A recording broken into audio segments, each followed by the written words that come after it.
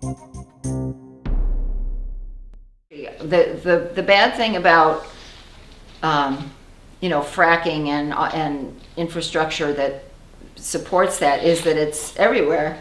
But the good thing is that it's everywhere, because then lots of people get involved. Mm-hmm.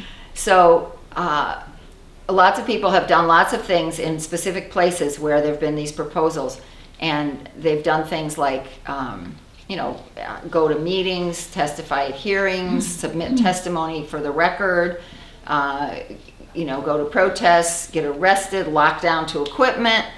And none of that has really changed anything, because FERC keeps approving everything. So the group that I'm part of, Beyond Extreme Energy, Beyond what? Beyond Extreme Energy, also known as BXE, a group of people within that organization, we're talking about wanting to do a fast, and as like the next step, or what else can we do, because we've done everything else. I mean, these are all nonviolent, direct action type things. Well, it exists basically to approve. I mean, its purpose is to approve the stuff so it gets built. I mean, that's really what they're there for. Right. So, like the permit to build.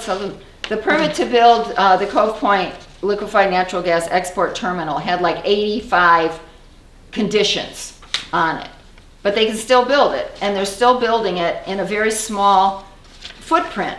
They're adding enormous amounts of infrastructure in the same footprint where they built an import terminal like 30 or 40 years ago, which is freaking people out who live right there. Mm-hmm. Because there's just more and more chance of accidents, or being a terrorist target. I mean, why not?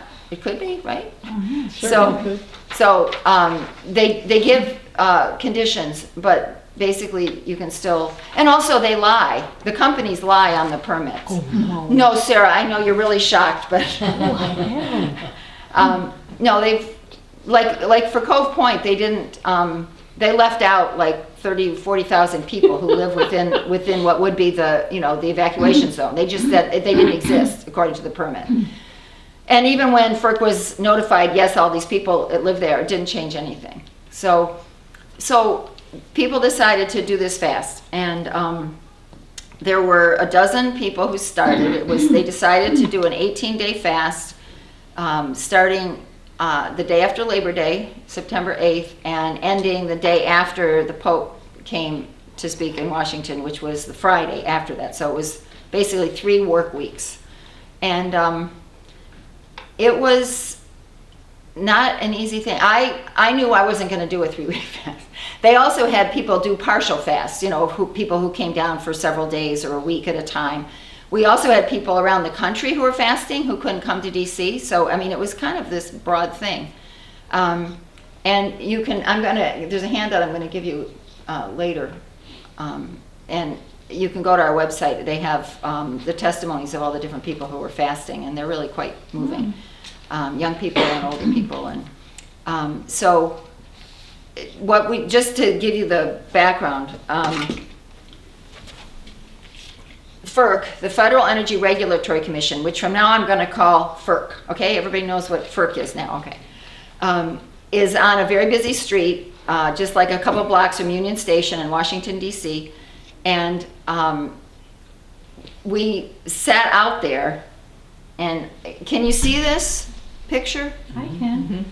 Mm-hmm. These are 2 of our folks who are fasting, and it's right in front of the building.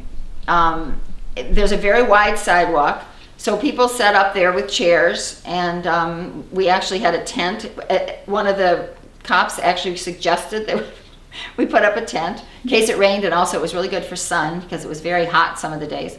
And we had a lot of signs, including, I think you can see in this one, I'm not sure you can see it somewhere. There's another slide that shows a picture of the Pope holding up a t-shirt that says, "No al fracking." Pretty cool.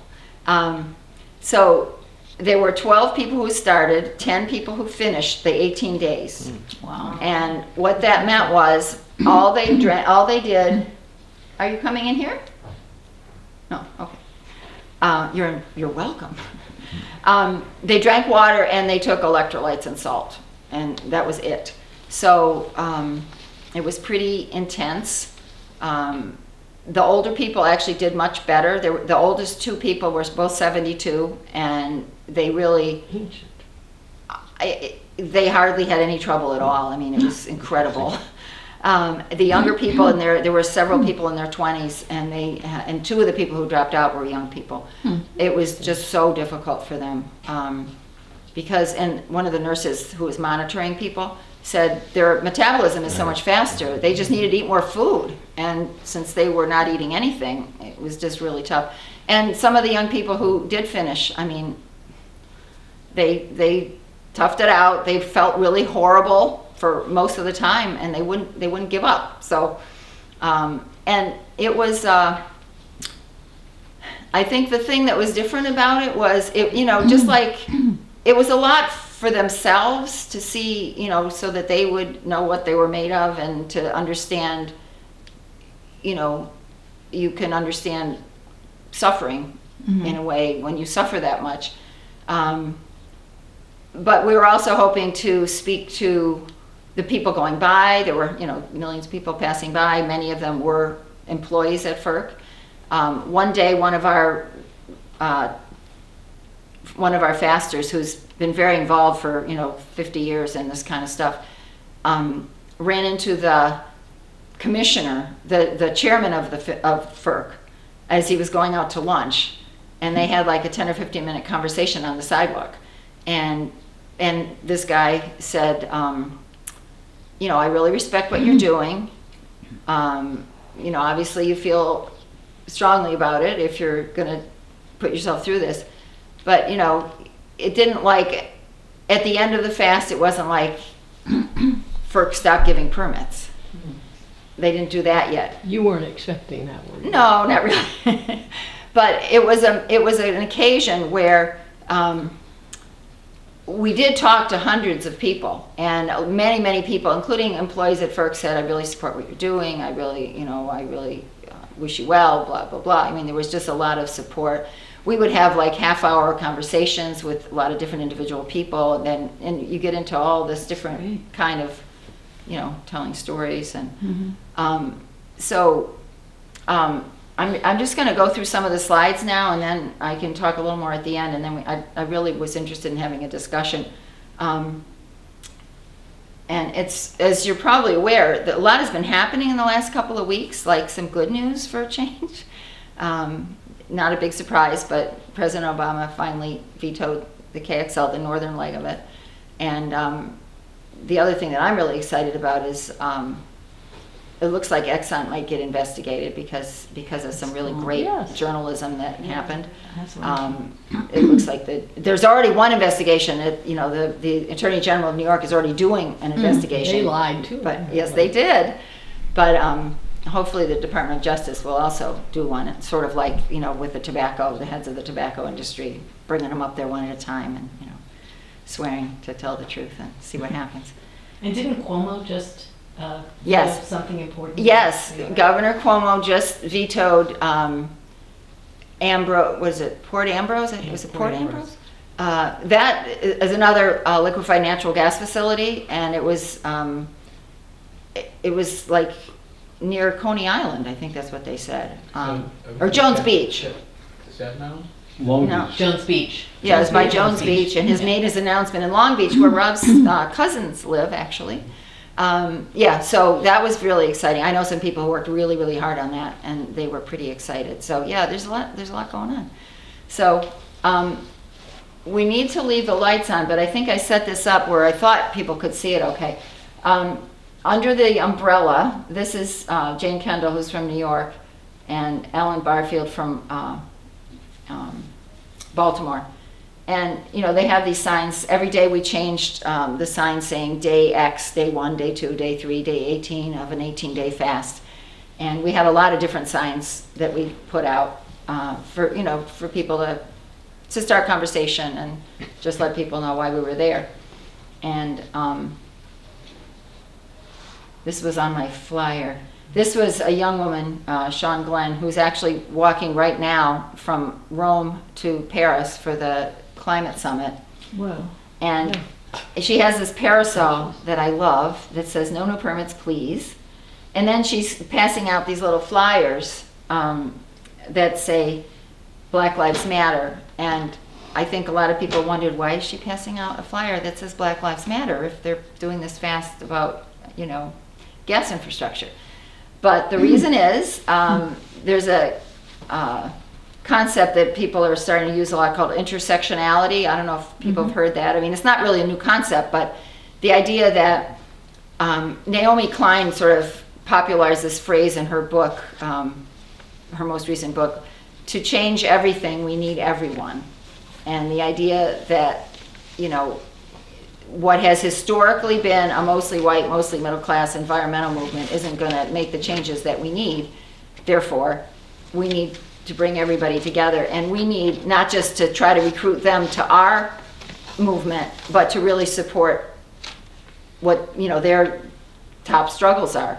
So every time we've been to DC, which is 3 times for extended, a week, 9 days, and then 18 days, we've done different actions, promoting Black Lives Matter. And one time we also did another day of solidarity with a group of black teachers and parents from the south side of Chicago who were doing a hunger strike to get their school reopened, that the mayor of Chicago was one of 50 schools he had closed. And they did get the school reopened. It's going to open next year, but they got their school reopened. They didn't get the kind of curriculum they wanted. They wanted basically a green curriculum, an international, green, environmental studies curriculum, and they didn't get that yet. But we sent them some messages of solidarity, and we put out, besides the little flyers, one day we had these signs, and one of them said, no gas pipelines, no school to prison pipelines. And this woman walked by, and she was just like, really, noticed that. She's a high school teacher, and she said, wow, that kind of connection is really important, to make that connection. So that's why we were passing those things out that day. And this is just another example of intersectionality. Does anybody recognize anybody in that photo? I can't see well. There's Bernie. This was the final day of the NAACP had a Journey for Justice that went from Selma to Washington, D.C., and we were there in mid-September when they arrived in Washington. So we went over to walk across the bridge, and Bernie was at the front of the march. And so, although he didn't speak, but the head of the NAACP and some other people spoke at the Lincoln Memorial. But we were there, supporting them as well, because, that's this whole struggle around this new civil rights movement is really important. And there's, I've spoken several times, but I talked to a woman who is the environmental justice director for the NAACP, and what she'll say is that there have been non-white, non-middle class people struggling around environmental issues for decades, and they just haven't been recognized for the most part, but they're there. And so we're trying to bring people closer together. This was a project, a quilt project, that we invited people to create a 12 by 12 quilt square related to whatever they wanted to, the different struggles. There were some that were very specific, there were some that were more general. And then one of our amazing members has put it all together into a quilt that's going to be traveling around as people go and just participate in these different struggles.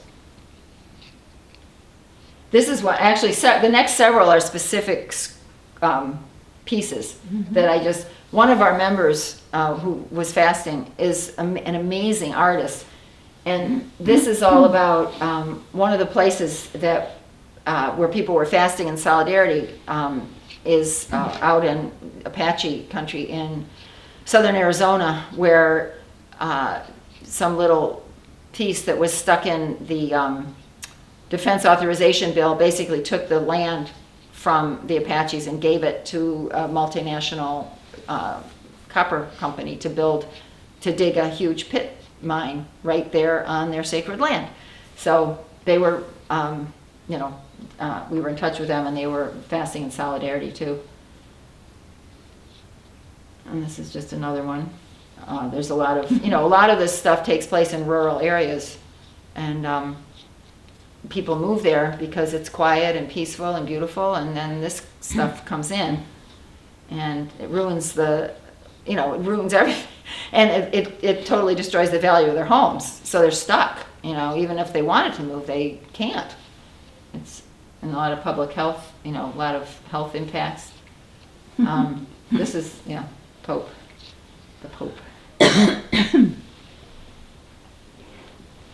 So this is Big Bend, Texas. There's another fight there. Same picture. Oh, okay, sorry, I must have had that in twice. Most of the rest of these slides are from the last day, on the 18th day. We had a ceremony. First we had our own private ceremony in the back of FERC. There's a lawn. So we were going back there every day, and we had our little meetings, and we had our own little private kind of celebration, and which is really powerful. People just talking about what it meant to them and how they had, connected with other people in the fast, as well as people that they, met passing by. And then an hour later, we had one out in front of FERC, and this woman is holding a picture of her daughter. She's from upstate New York, and she joined us for at least a week of the fast. Wow. And then on the last day, her husband and 4 kids came down. Oh.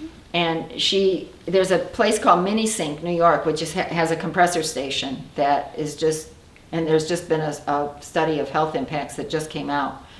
So she was really articulate and passionate about, what's going on there and how she's trying to stop it. Masters, yes. Frackers, no. This was a rabbi who spoke. We had a rabbi and, a Christian minister, and we had an imam. This is, I'm sorry there aren't more people from USNH here, but for those of you who are, Fred Small is a Unitarian minister. He was a parish minister at First Parish in Cambridge, right across from Harvard. And he has a long history of being an activist. He was a singer-songwriter for many years, wrote great music. And he just left. I mean, at the end of our fast, was the day he was leaving his parish ministry, and he's starting a new program called Creation Coalition, the Creation Coalition. And I don't know if it sounds like, Creation. Sort of the conservative or right wing creation theology is big out in California. Yeah, but it's not that either. It's more he just wanted to it'd call be closer to that than the other. But it's kind of interesting. It could, people might wonder what it's all about. So, but he spoke and he sang some songs, and it was very inspiring. And this is you probably can't read all that, Francis but to Congress. yeah, this is another one of her husband was one of the 72-year-olds who did the fast. Wow. And this woman, this is Jimmy, who is one of the key people in Beyond Extreme Energy. And he travels all around the country. And I don't know, you can see parts of this. We did the quilt this time, but last, in May, we did a big action, and we all painted in this banner. It's a 50-foot banner. And it has 16 different panels about different struggles related to fracking, and it was painted by, or it was outlined by an artist, a graphic artist, and then at the beginning of our big action in May, we all painted it in. It was really fun and impressive. So this just gives you a little sense of, on the last day, they didn't have these barriers up at all during the fast. But in past actions, they're always around the doors, and they put them up the last day because I think they thought we were going to do something crazy. So, but we didn't actually. But anyway, and I hope this. Okay, that's our group shot. But one of the things that we did on the last day, part of the ceremony, was we got 5 really nice copies, book copies of the Pope's encyclical. And we bound them in, ribbon, and somebody did this really nice calligraphy and addressed them personally to each of the 5 commissioners.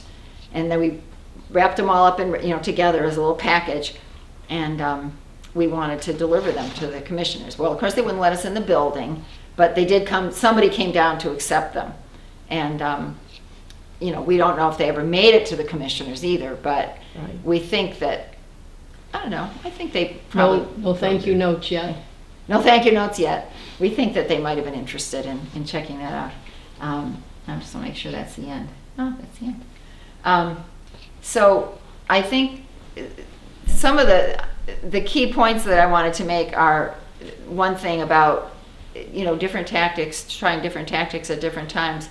Intersectionality is really, really key, and working together on these issues and supporting each other's struggles. When I finished my 3rd trip to DC, I kind of felt like I wanted to get more involved closer to home. So there's not a lot going on. There are things going on in Connecticut, but there's a ton of things going on in Massachusetts. And there's one of the pipelines is building it's already under construction, going through I forgot the exact, what do you call it? Not a feeder pipeline, but it's something. Lateral? Mm-hmm. Lateral, I guess they're called laterals, coming off the main pipeline, and it's going through West Roxbury, which is a sort of middle class neighborhood in Boston, and it's going within, like, really, really close to the biggest quarry operation I've ever seen. It's just right there, and we drove by. I was in Boston, so we drove by, and it was just amazing. And there's blasting going on there, so regularly. So people were a little concerned about that. But the exciting thing is, there have been a number of arrests there, and on Friday, a bunch of people got arrested, including a really close friend of ours. And the company closed down the construction for the rest of the year. So that was kind of cool, because there was a survey taken, a business survey, and of energy companies, and asking them what these problems are, how they're seeing the different things that are coming up. And by far the biggest problem, they said, was opposition by activists, because either you can stop a project if you're lucky, or you can delay the projects to the point where it really costs them a lot more money, and it might have an impact down the road where they might just say, well, given the price of gas and oil, and given all this hassle, and now given some regulatory things that are going on, I do think it's really having an impact. So that's, I think that's the good news. It's like we feel like we're beating our heads against the wall sometimes, but there actually are, things to point to say, yeah, we stopped this, we delayed that. And I just read one thing that said the forecast for the price of oil is to be low for at least another year. And can't explain it all exactly, but the price of oil is hooked to the price of gas is connected to the price of oil. Right. So, it's really low. And one of the reasons these companies all want to build export terminals is it's much more expensive overseas. They can sell it for like 10, 15 times more. So they're taking it out of our ground and selling it overseas. That's right. Well, we hope to stop them, but there I don't know, a couple dozen that are of these liquefied natural gas terminals that are being proposed, but they're not they're not going to build anywhere near that many, but they are in the process of building a few. And one of the ones that's actually under construction is this one in Cove Point in Maryland. So, but one thing that happened in that fight was I think it was a week ago, or maybe it was even 2 weeks ago by now. Some people went to, they're focusing now on a bank campaign, which has been successful in a lot of other places, like stopping funding for mountaintop removal, coal mining. Several banks have now stopped funding mountaintop removal, which is really good. Which banks? PNC is one that the Quakers did a very focused campaign on PNC, and there's actually several. UBS, there was a big protest that I covered down in Stamford where people, went up on a crane. Could you say the names? Because I don't know. No, that's what they're called. UBS. No, that's what it is. It's just UBS. It's like NPR. It's just NPR. No, it stands for United National. Bank of Scotland, I think. Or Switzerland. Right? See, I don't even know. The name is UBS. That's the bank. Anyway. Union de Banque Suisse. Swiss. Oh, Swiss. Swiss. I thought it was Swiss, but we just call it UBS. I mean, it's not just me. I mean, that's really the name of it. Yeah. But anyway, so the folks at Cove Point are focusing on Bank of America, which is one of the Yes, biggest that's- banks funding Cove Point. And Okay. just coincidentally, the name of the football stadium in Charlotte, North Carolina, is called Bank of America Stadium. So people went to the upper level of the stadium, and at one point in the game, 70,000 people in the stadium, they rappelled down and were, holding a banner, anchoring a banner that said, BOA, I forgot the wording now, get out of, stop funding Dominion or something, really just a few words, but it was really, and it was also shown on ESPN. They happened to show it to the world. So that was more publicity than we've gotten for everything else we've done put together. So that was good.